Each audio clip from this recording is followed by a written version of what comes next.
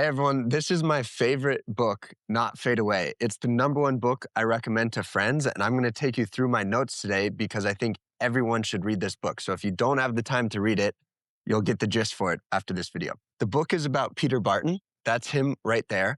At the age of 40, Peter was diagnosed with terminal cancer.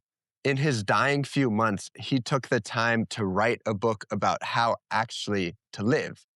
And so the book is a celebration about life from someone who did it right. Peter was a very successful media executive. He was worth about $200 million at his passing, but that isn't what he would be known for. He was known for the way he lived life. He took risks. He built things. He lived and he loved hard. He coached the kids' little league teams. And the book is written in combination with Peter, and it's a lesson about how to actually live life. The overarching theme is that most people aren't even in their lives. They're just on autopilot. And this is the book that taught me how to become alive. Because the book says, and I'm going to be reading off my notes, he says, death comes in one size only. The same cannot be said of lives. Some people live larger lives than others, and the surest way to gauge the size of one's life is by the number of lives that they touched. And in that sense, Peter had lived large. He was the kind of person you wanted to have in your life, and you could just feel how special he made life for the people that were lucky enough to be in his. Unfortunately, his life was cut short, but you knew that he made the most out of life. It taught me this phrase that I've come to love of chugging from the glass of life, or sucking life like it's an oyster. And so this book is really a lesson in how to live well.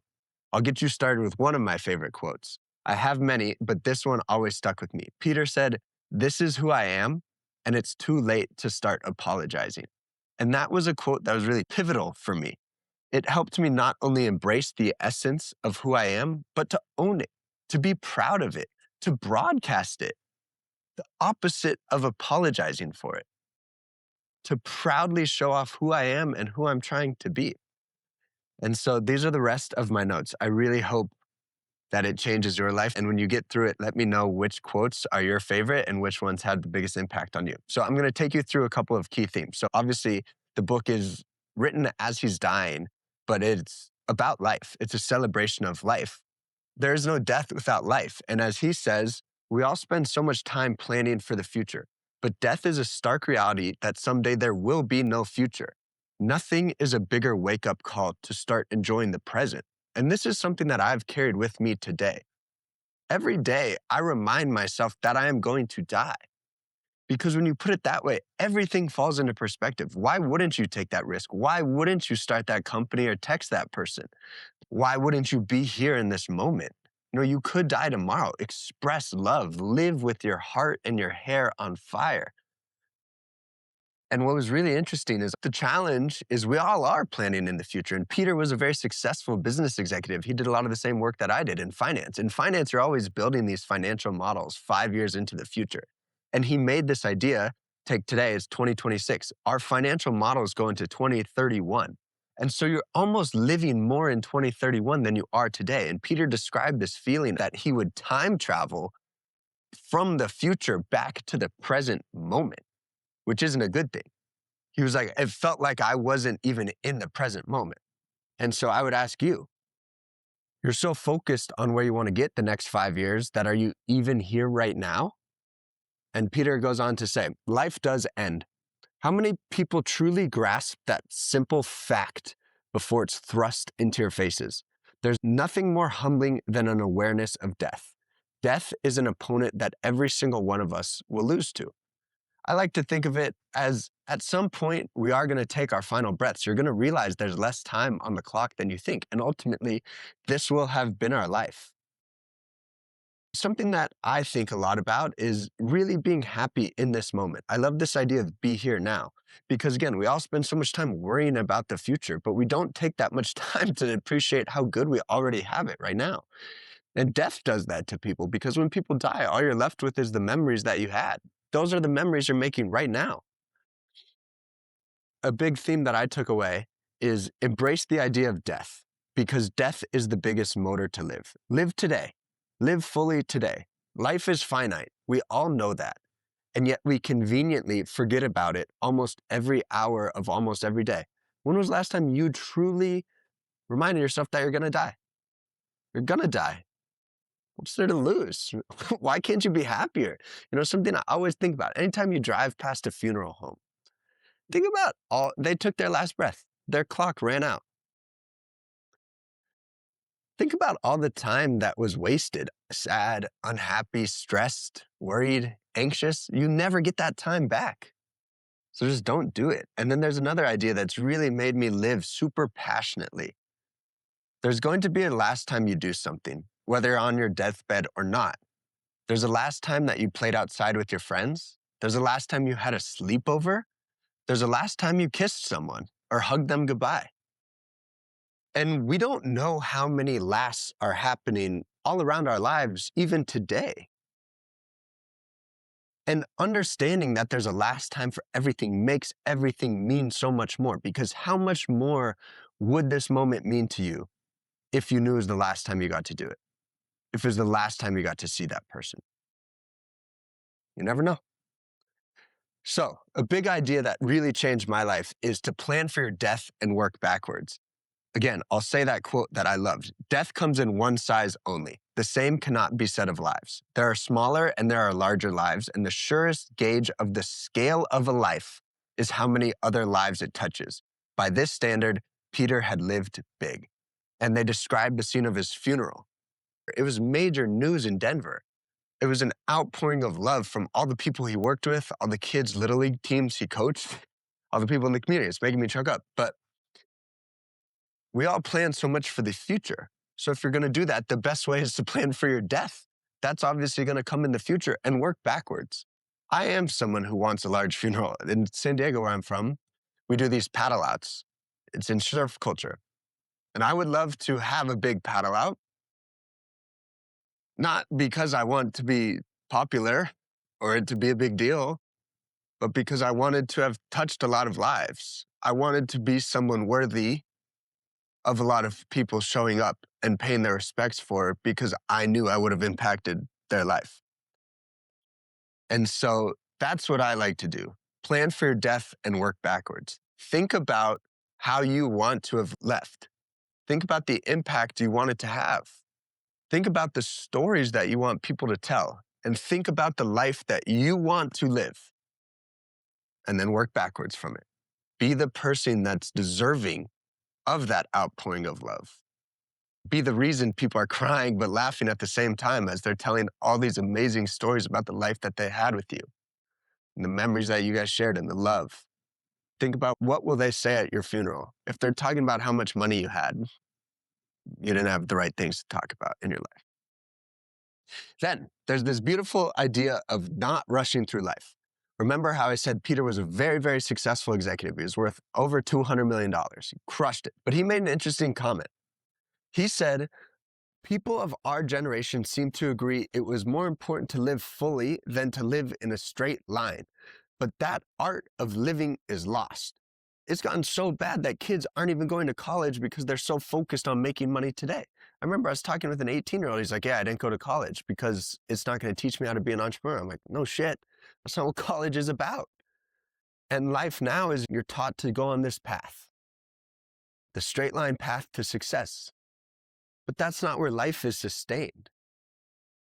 This other idea about being in a rush that he talked about, and I think is very important as you think about worrying and being anxious, is what if the cancer came from the pressure and stress that he put on himself?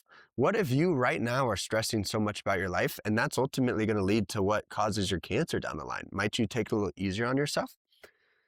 But related to this theme, he talked about taking the time to find yourself. Again, to live life fully instead of just in a straight line.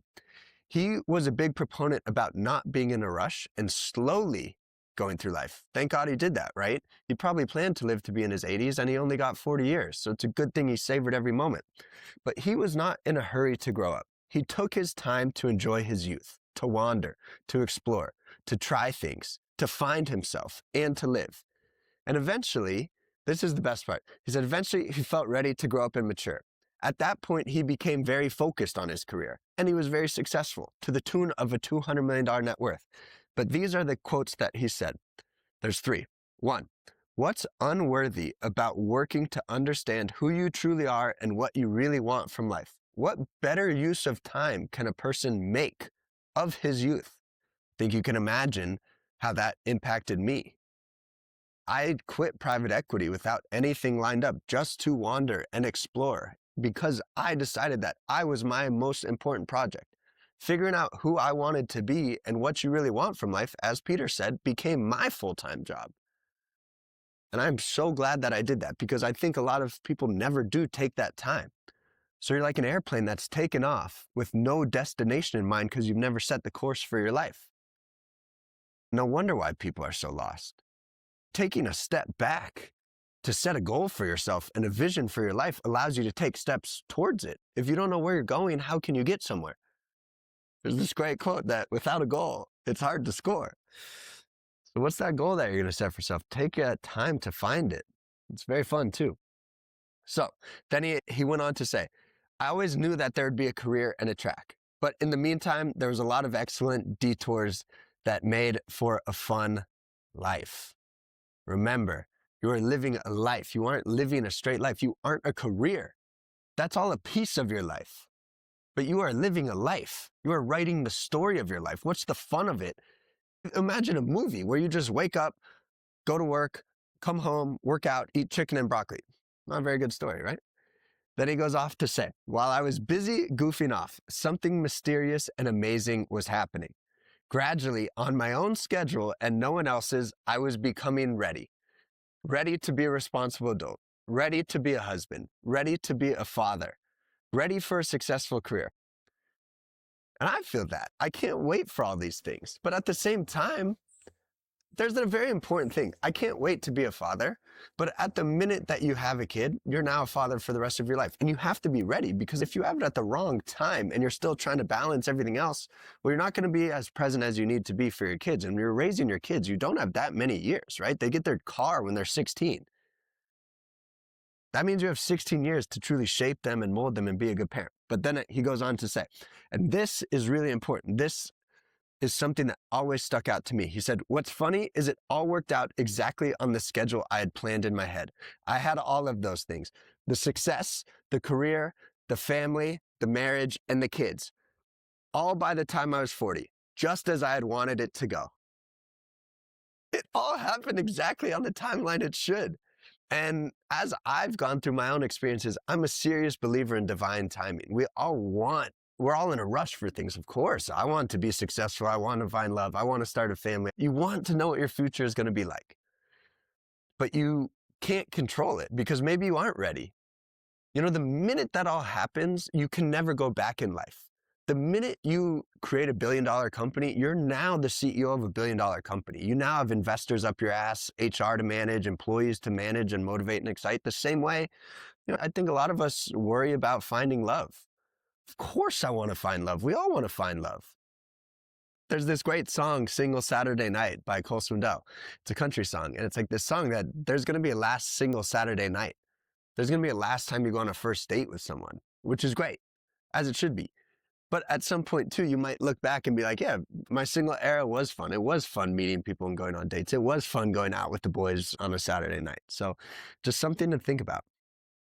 And then when he talked about this goofing off, finding himself time, not being in a rush, he would spend his winter skiing and his summers by the lake. And he was living out of this green truck, like a Sprinter van. He said, the time I spent in the green truck was the closest I'd come to living entirely in the present. I didn't plan. I didn't worry. I had no particular destination in mind beyond the place that I'd parked that night. I lived with the intensity of here. I enjoyed the excitement and serenity of now. And I just wonder, have you ever lived like that? Have you ever lived entirely in the present moment? Or did you get a job when you were 22 right out of college and now you have to go ask your boss for permission to go on vacation? Imagine that freedom. I felt this when I quit private equity at 25 with nothing lined up. I went to New York for 6 weeks. Every day you got to do what you wanted to do. You were entirely free. And it's important that you understand what it means to be truly free because you can feel when your freedom is warped. And it's important that you give yourself that experience to wander and to do what you want and to honestly just follow your own intuition. That's how you train your gut. That's ultimately how you learn to live. And that's ultimately how you find your purpose. You have to pull your head out of your ass sometimes and live from time to time to figure out where you're trying to go.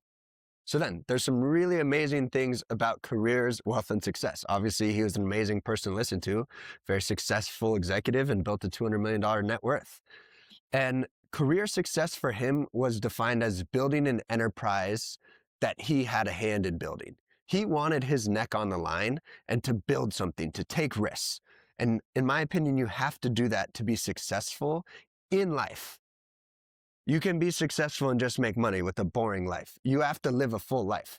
That is by building something. So, what were his secrets to success? He said, I worked my ass off. He also added, I faked confidence when I didn't truly feel it. And that I had to overcome at every stage with my own insecurities and my feel of failure. I had to suck up fear over and over again, and I failed over and over again. This, by the way, is a trait that I seem to share with many of the most successful people I have met. Faking confidence when you don't feel it, overcoming your own fears and insecurities, and overcoming failure. So then he is a massive proponent of don't take the safe path. Now, again, amazing that I found this. Actually, shout out to Pat Sullivan when I was staying at his apartment in New York, again, trying to figure out what I wanted to do. So he said, don't take the safe path. It's a sweeping generalization, but more and more I see people who aren't excited about their career, the actual work they do. They're only in it for the rewards. They don't want to create. They don't want to take chances. They just want the safe track that offers money and prestige. They will gladly settle for a bland, predictable success. Bottom line, they were extremely bright people who would never actually do anything, would never add much to society, and would leave no legacy behind. I found this terribly sad. Wasted potential is always sad. Does that remind you of anyone's career or career decisions? Now, this is my favorite part. He goes, if I crashed and burned, so be it. But there had to be some big dream worth pursuing. And there had to be joy and excitement in the challenge of pursuing it. If joy and excitement isn't present in your job right now, it will not show up. And so, as you can see, this profoundly changed my career path. I left private equity. I left the brand predictable success. I knew it wasn't making me happy. And so I set out to crash and burn. I set out to pursue some big dream that no one else understands, but something that lights me up and gives me joy and excitement. We'll see how I do. But I realized something about success in this process. The simple fact that you are willing to crash and burn, that you take the leap, is the biggest predictor of success, because I firmly believe life does not begin until you take that leap. Until you do, you're just living your life as a pussy, because how you do anything is how you do everything. If you're afraid to take the leap and leave that career, to say that you're meant for better, that you're going to go live this amazing life, of course you're afraid to go say hi to that cute person in the coffee shop. It's all the same. You have no nuts. And taking that leap is the hardest thing you'll ever do. Once you do, you're in business. You'll figure everything out as you go. You think I have any idea what I'm doing? I had to figure out where to buy this. I had to figure out where to buy the camera that I'm doing it on, the light pad. No, of course not. But there's another amazing quote that if one advances confidently in the direction of his or her dreams and endeavors to live the life that which he has imagined, he will meet with a success unexpected in common hours. Now, that was written by Henry David Thoreau. It's like, if you just throw yourself at the world, I've found that the world welcomes you with open arms. And so again, I love this idea too. When I was thinking of private equity, it's like, plan for your death and work backwards. Who do you want to be? What stories do you want to be telling your grandkids around the fire pit? The founders of companies are these larger than life figures. They've got all these stories. They're exciting. They motivate people. People want to sit next to them at meetings or hear their stories. The fall in line partner who's just worked their way up, not very interesting. He hasn't taken any risks. He hasn't built anything. It's a snooze fest. You don't want a 2X life. You want this life that goes better than you could imagine. You know, your grandkids are falling asleep hearing your stories, so do something interesting. He took the path less traveled. He embarked on the Wild West. He shot from the hip and he learned as he went. And what did he have to say about his career? God, this is fun.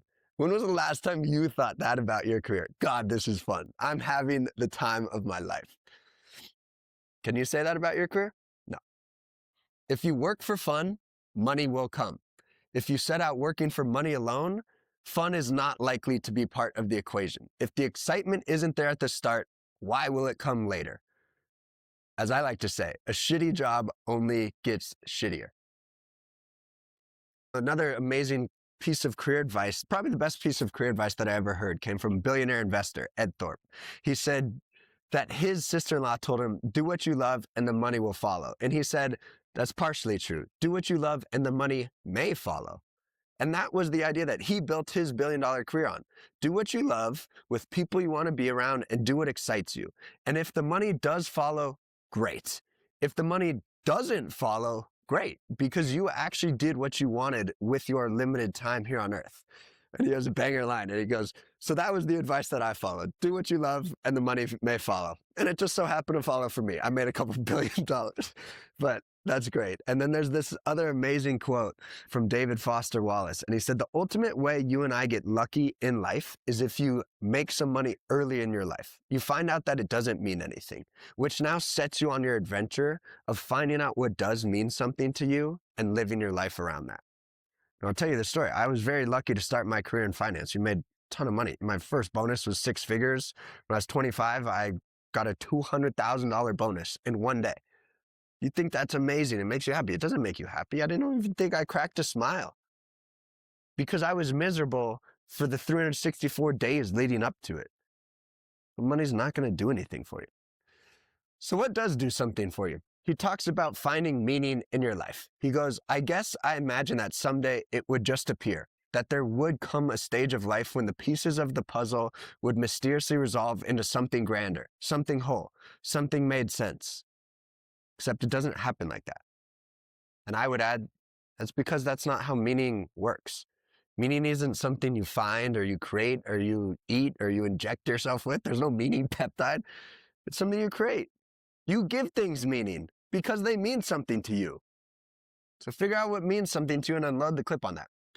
He has obviously amazing passages about love, and this is really, really beautiful. This is what he wrote about leaving his wife behind. I believe there's another side. I wouldn't call it heaven, and I'm not making any guesses about what it's really like. But I do believe that souls are reunited there. So I'll wait for you at the end of the jetway. I'll chill champagne for the moment that you rejoin me. But there's no hurry. Love your life. Take your time. Take your time. That's crazy. And I remember I wrote in the inside of the book, I can't wait to meet the person who makes me feel like this. And it's funny because so many of us don't even know the names of the person that we will marry, that our souls will be rejoined with, that we will write something that beautiful about and to because we feel that much love towards them. We don't even know their names yet. How exciting. You could meet them tomorrow. It really does just happen on a random Tuesday. And it's this treasure chest of life, this journey of love that makes life so fun and so exciting. And so be excited about that. On loss, he says, when does a child first begin to understand that things change and that people and places come and go? For me, it happened on moving day. He moved a bunch as a kid. I was doing something I'd never done before, closing off a chapter in my life, saying a real goodbye. Not see you later, but goodbye. Then he writes a pretty hard quote. At the time I was going through a breakup, so this one hit. He goes, there are some people who you will have memories with for far longer than you will ever know them. It was my first hint that life takes back what it gives. But anyways, people of happy temperament find ways to be happy. So that actually solves pretty well because, I think if you keep going, you'll always find better days. But as I said, I first felt real loss when I was 25. It was my first heartbreak. I was lucky to have never moved as a kid, and my childhood best friends are still my best friends today. So that loss did sting. I realized something really important, that some people are just a chapter in your story. And think about your life like a book. Some people are there the whole way, and some people are just there for chapters. I think a mistake a lot of people make is when relationships end, they look back on chapters negatively. They try to color the person as a bad person, or, they tell themselves these stories to cope about it, and they try to suppress those memories. But it's like, enjoy the memories that you shared, because that chapter of your book, I mean, it should be and hopefully was better because that person was in it. So just enjoy the memories that you had, wish them well, and hope that they keep writing a great life. It doesn't matter for you because you're writing the most amazing story of your life. And there's so many amazing, beautiful chapters to come with people who are going to be in your book for the rest of the time. It wasn't meant to go that way. So just look back on it fondly. Your chapter is better for it, no matter what the loss is. That said, there's a different quote. It's not in this book, but understand that everyone you love will either die first or you will die first. That understanding is what taught me to love so hard, to never hold anything back, to say how you feel, to love like your heart is on fire, because you just don't know what's going to happen. Tell people how you feel about them, not only because they deserve to know, because you can't take those things with you. So these next two are going to be about being happy and about not worrying. So he talks about most people are not actually in their lives. They're just going through cruise control in life. They have this glazed over look in their life. They're not choosing to be happy. They're not in control of their emotions. They're not creating the life that they want. And what he said is, I promised myself that I wouldn't have a bad day for the rest of my life. If someone was wasting my time, I'd excuse myself and walk away. If a situation bothered me or refused to get resolved, I'd shrug and move it on. And this is something that I really learned a lot about. People call me the happiest person they've ever met because I just choose to be happy. It's bothered me all the time. One of my mentors, he actually reminds me a lot of this guy. He was one of the early employees at Microsoft. And he told me a big competitive advantage you can develop in your life is the speed at which you rebound from things. Things are going to piss you off. People are going to break your heart. Bosses are going to yell at you. Shit's going to happen. The speed at which you take back control of your life is a massive competitive advantage. And all I try to do is, I'm just going to have a good day. Throughout that day, things will bother me or get me down, but I'm not going to let it impact the fact that all I'm trying to do is have a good day today. Because if you have enough good days, you'll have a great life. And then so he talked about how kids are always snoring. They see snow like pure joy. They want to lick it. A pile of leaves is a sacred altar that they jump into. They have this sense of wondering. Why do we lose that feeling when we grow up? That sense of wonder for the bulk of our lives. He talked about how he and his daughter went jet skiing and they were just blown away by everything, appreciating all of the beauty, laughing and having the best time ever. He said that excursion on the water taught me that each moment itself is a life, that life is renewed every time we're walloped by beauty, every time we're shaken up by gratitude and love. Think about that. Every moment is just this chance for wonder. And that's what my favorite thing is about life is, think of an amazing way to judge your life is how many times you're like, wow, this is amazing. And I love this idea that the beauty that you see in the world is the beauty that you see in yourself. It's all in the eye of the beholder. And the more you can learn to appreciate and the more you can just understand that you control your own happiness, the happier you'll become. This is the flip side on problems. This is really important. He said, after my first surgery to remove cancerous tumors, I went to a cocktail party. I heard people talking about all their problems, their boss, money, investments that lost money, their busy schedules, all the problems that you complain about, that you worry about, relationships. And here I am thinking to myself, you think that's a problem? You're letting something like that make you unhappy? There's a great idea in life that if you put all your problems in a pile with the problems of all the people in the world, how quickly would you grab yours? Because there could be a lot worse problems. And there are real problems in life. And my heart goes out to anyone who's going through those. But whatever you are worried about right now probably is not one of them. If you are healthy and the people you love are healthy, I'd imagine you could figure about everything else out. So I love this. On a happier note, This is what I call on being a legend. As you can tell, he inspired me so much. I love this quote. He never quite grew up. Kids understood that and loved him for it. A touch football game, a water fight, all the kids wanted to be on Peter's team. My son used to say, boy, if I had an older brother, I'd want it to be him. He's just so cool. And I love that because this was really the prompt of what I'm now creating with my own business, the celebration of living life the right way. And it made me think because one of my biggest goals in life is to just be the dad that every kid wants to be on their little league team.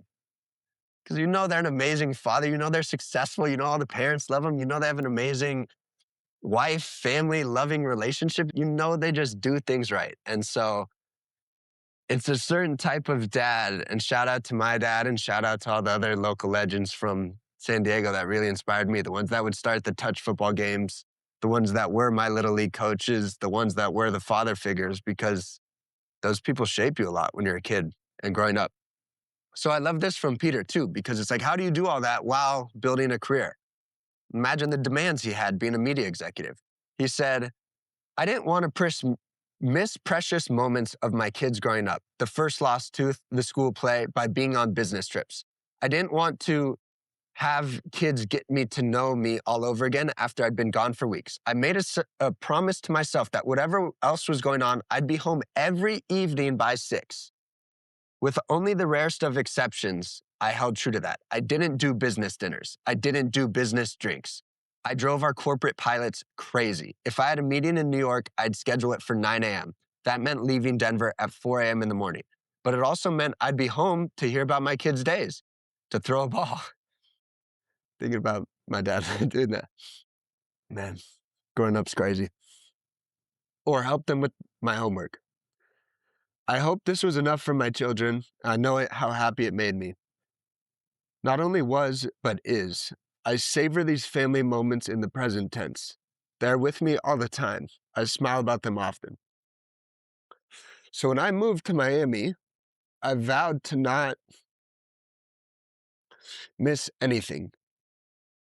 I didn't have corporate pilots on private jets, but I drove myself crazy with all the red-eye flights I was taking because I flew across the country to be there, no matter what. Friends' birthdays, engagement parties, or even just small moments. I was with my family a lot. I didn't want to miss anything. We are all growing up and getting older, and I do savor these moments.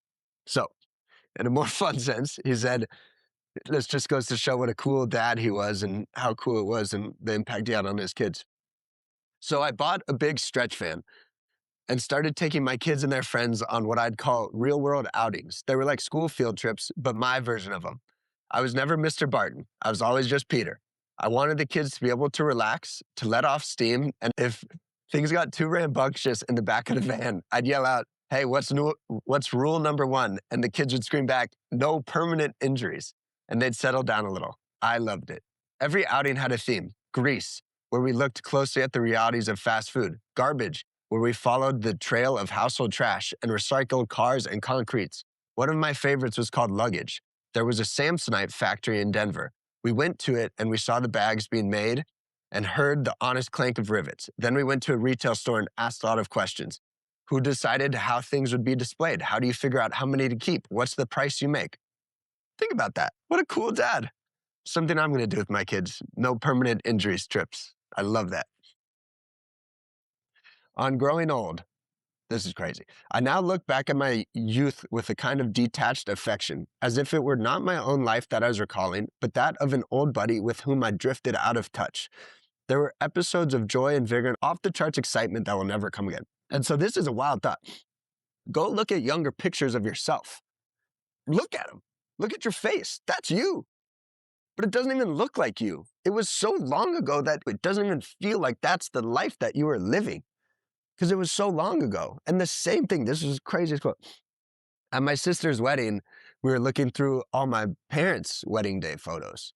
And my aunt said something I'll never forget. She was in this photo with my mom, and they both looked so beautiful. They're both so beautiful still today. And my aunt said, wow, it's hard to recall ever looking that young. And she was our age. And that past was so long ago, she doesn't even remember looking that young. And the next time you look in the mirror and think how you're fat, you're overweight, you don't look good enough, you need peptides or whatever, just remember that you're never going to be as beautiful as you are right now. And you're not even going to remember what that looks like in the future. So just enjoy the present. As he says, carpe diem, seize the day, boys. Make your lives extraordinary. There's two last things. He talks about making mistakes. And this is really my takeaway, is one of the peaceful things about being near the end of life is I don't have to flinch from my mistakes along the way. Truthfully, my mistakes didn't seem to have mattered much. They were dumb, not evil, and dumb is a part of life. I think the better realization from this is one of my own secrets to happiness is I let myself make mistakes. I don't beat myself up over mistakes, but I make mistakes all the time. I vowed to myself that I'm going to be the person making mistakes at a rapid rate because that's how you learn and grow. I'm trying to do things I've never done to get to places I've never been. I'm going to make mistakes along the way, and I'm not going to beat myself up over it because your life is not determined by the mistakes you make. Your life is determined by the things that you get right. In the end, your mistakes don't have a say in how epic of a life you lived. What has a say in how epic of a life you lived is how many amazing things you got right. It doesn't matter the times you got rejected. It just matters the soulmate that was out of your wildest dreams, that you thought was out of your league, or all the investments that you lost money on, you only need to get one right. And he said, if you're going to make a mistake, do it with your foot on the accelerator. He said, if you're going to make a mistake, do it with your foot on the accelerator, thinking to yourself, my God, this is fun. And so I will leave you with this. He said, on trying. At the end of his life, this is what Peter Barton had to say. I've worked hard at my life. I'm proud of that. None of it came easily, and sometimes I pursued it with more insistence than grace. But that's who I've always been, and I'm proud of that as well. If I had pushed a little less, relaxed a little more, I might have led a longer life. But who knows? That's my point about maybe what you're worried about or the anxiety or stress you're causing is going to lead to your own death. But I could not have had a life that better suited me, a life that was more my own. I'm very grateful. Think about that. He lived the life that he was meant to live, the life that he wanted to live. And I love that. But this is my favorite part. I think I've said that about every part, but he goes, there's just one final thing I want to say. Probably it's how everybody wants to be remembered, but that's okay. I've said from the start that I make no claim of being special. I'm just one more person dying, revisiting his life. I think my father would have said the same in the same words if he'd had the time. It's simply this. I really tried. I did my best. And I love that. The big takeaway from the book is to just try, to just throw yourself at the world, to empty the tank. There's a different quote that I love that says, when I stand before God at the end of my life, I would hope I'd be able to look him in the eyes and say, I used everything you gave me. There's not one bit of potential left unused. And I think about that. My goal for myself is to just empty the tank. And that's my goal for you. Empty the tank. The book is not about dying. It's about living, actually living, loving hard, taking risks, building things, taking chances, hugging the kids, coaching the Little League teams, being present, making every moment count. Because this is all you get. Like everyone before you and like everyone after you, at some point, you will take your last breath. And this will have been your life. I don't know where we go, but we don't get another chance in this body. This isn't your practice life. This is the only chance you get. And so just really try. Just do your best. And I hope you just live the most incredible life. And I hope this helped you live. I hope it helped you in your life. I would love to hear all the favorite things that you learned and the takeaways. And Just go give it your best and empty your tank and make Peter proud. It's certainly what I'm trying to do. So thank you, Peter.